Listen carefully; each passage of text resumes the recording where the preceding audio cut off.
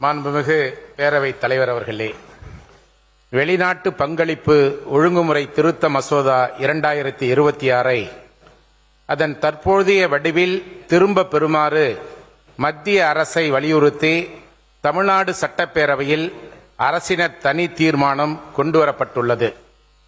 இந்த திருத்த மசோதா 2026 மூலம்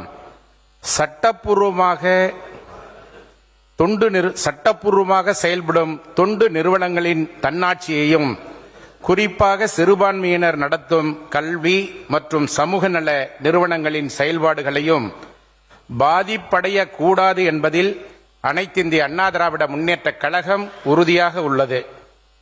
இந்த சட்டத்தின் சாதகமான அம்சங்கள்: வெளிநாட்டு நிதியின் வெளிப்படைத்தன்மை, வெளிநாட்டிலிருந்து பெறப்படும் நிதி முறையாகவும் சட்டப்படி அனுமதிக்கப்பட்ட நோக்கங்களுக்காகவும் பயன்படுத்தப்படுவதை உறுதி செய்ய உதவும். நிதி முறைகேடுகளை தடுக்கும் FCRA விதிகளை மீறி வெளிநாட்டு நிதியை பயன்படுத்தும் நிறுவனங்களை கண்காணிக்கவும் நடவடிக்கை எடுக்கவும் வலுவான கட்டமைப்பை உருவாக்குகிறது. வெளிநாட்டு நிதியில் உருவாக்கப்பட்ட சொத்துக்களுக்கு தெளிவான நடைமுறை. FCRA பதிவு ரத்து செய்யப்படும் போது அல்லது புதுப்பிக்கப்படாத போது அந்த நிதியில் உருவாக்கப்பட்ட சொத்துக்களை எவ்வாறு நிர்வகிப்பது என்பதற்கு நடைமுறை ஏற்படுத்தப்படுகிறது. பொதுநல நோக்கில் சொத்துக்களை பயன்படுத்தும் வாய்ப்பு. சட்டப்படி நிரந்தரமாக அரசிடம் ஒப்படைக்கப்படும் சொத்துக்களை பொதுநல தேவைகளுக்கு பயன்படுத்துவதற்கான வழிவகை செய்யப்படுகிறது. தண்டனை விதிகளில் நியாயமான மாற்றம். சில FCRA குற்றங்களுக்கு அதிகபட்ச சிறை தண்டனை 5 ஆண்டுகளிலிருந்து 1 ஆண்டாக குறைக்கப்படுகிறது. இந்த சட்டத்தின் எதிர்மறையான அம்சங்கள்: பதிவு செய்யப்படாத போதும் சொத்துக்கள் பாதிக்கப்படலாம். FCRA பதிவு புதுப்பிக்கப்படவில்லை என்ற காரணத்திற்காகவே வெளிநாட்டு நிதியில் உருவாக்கப்பட்ட சொத்துக்கள் அரசின் கட்டுப்பாட்டிற்குள் செல்லும் வாய்ப்பு உள்ளது. உள்நாட்டு நிதியும் பாதிக்கப்படக்கூடிய நிலை.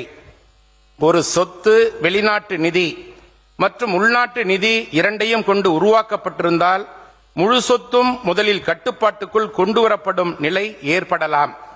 இயற்கை நீதிக்கான பாதுகாப்பு அவசியம். பதிவு புதுப்பிக்கப்படாத நிறுவனத்திற்கு போதுமான முன்னறிவிப்பு, விளக்கம் அளிக்கும் வாய்ப்பு மற்றும் மேல் முறையீட்டு உரிமை தெளிவாக உறுதி செய்யப்பட வேண்டும். தன்னார்வ தொண்டு நிறுவனங்களுக்கு சிரமம். கல்வி, மருத்துவம், சமூக சேவை, சிறுபான்மை சமூக நலன் போன்ற துறைகளில் நேர்மையாக செயல்படும் நிறுவனங்களும் வெறும் நடைமுறை தவறுகளால் பாதிக்கப்படக்கூடாது. மாநிலங்களின் அதிகாரம் தொடர்பான கவலை. FCRA குற்றங்கள் தொடர்பாக மாநில அமைப்புகள் விசாரணை தொடங்குவதற்கு மத்திய அரசின் முன் அனுமதி தேவைப்படுவது மாநிலங்களின் விசாரணை அதிகாரத்தை கேள்விக்குறி ஆக்கிவிடும். இந்த மசோதா தற்பொழுது நாடாளுமன்றத்தில் பரிசீலனையில் உள்ள ஒரு முன்மொழிவாக மட்டுமே உள்ளது. இது இன்னும் சட்டமாக நிறைவேற்றப்படவில்லை. எனவே இந்த மசோதாவின் நோக்கங்களான வெளிப்படைத்தன்மை, பொறுப்புணர்வு மற்றும் வெளிநாட்டு நிதி முறைகேடுகளை தடுப்பதை நாங்கள் வரவேற்கிறோம்.